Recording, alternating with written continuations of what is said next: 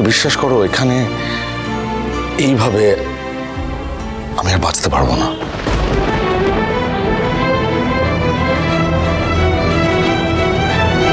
I am sorry.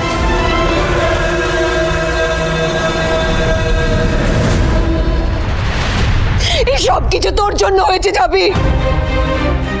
এতগুলো বছর পর ছেলেটা আমার ঘরে ফিরে এসেছিল, তুই ওকে আমার কোল ছাড়া করলি। কেন করলি? কেন করলি? এতে ঝাঁপির দোষটা কোথায় বলো তো? ও তো বরং তোমার ছেলেকে ওই পাক থেকে উদ্ধার করে এনেছে। বড় বৌদি, যে তোমার নয়নের মণি, সেই ইনকা, সেই তো তোমার ছেলেটাকে আঘাত দিল গো। তুমি যা বলার তাকে বলো না।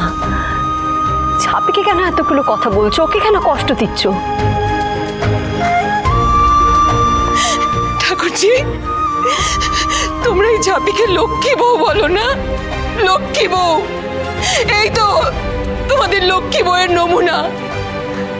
নিজের স্বামীকে ঘর ছাড়তে, দেশ ছাড়তে বাধ্য করলো। লক্ষ্মী বউ, লক্ষ্মী বউ না রে তুই, লক্ষ্মী বউ। তোকে তো আমি কোনোদিনও ক্ষমা করবো না যাবি, কোনোদিন ক্ষমা করবো না।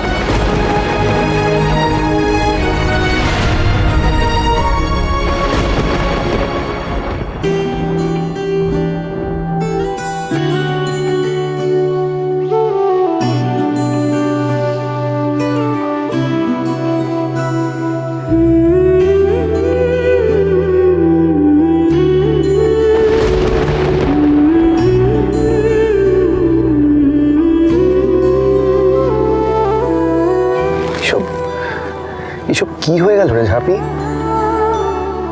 দাদাভাই তো সত্যি সত্যি চলে যাবে বলছে, এবার তুই কি করবি? প্লিজ কিছু একটা কর ঝাঁপি।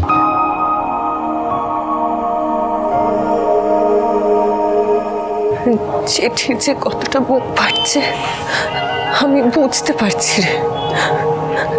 চিঠি তো ভুল কিছু বলছে না, বল।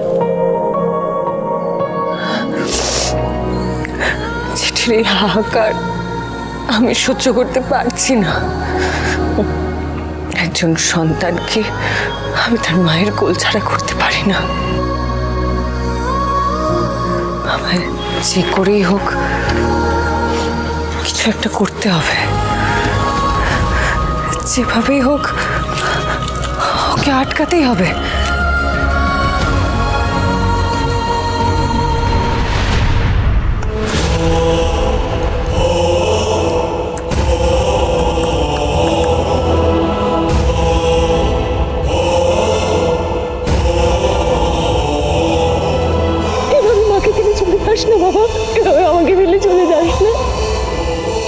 ঝাঁপি তোর চোখটা খুলে দিয়েছিল, এখন তো তোর সবকিছু গুছিয়ে নেওয়ার পালা দিন, আর তুই কিনা চলে যাওয়ার কথা বলছিস।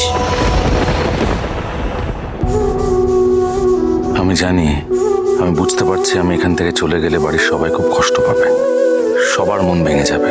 মা বাবা সবাই সবাই তো আমাকে পরিবারের মাথায় বসিয়েছিল, কিন্তু আমি নিরুপায়।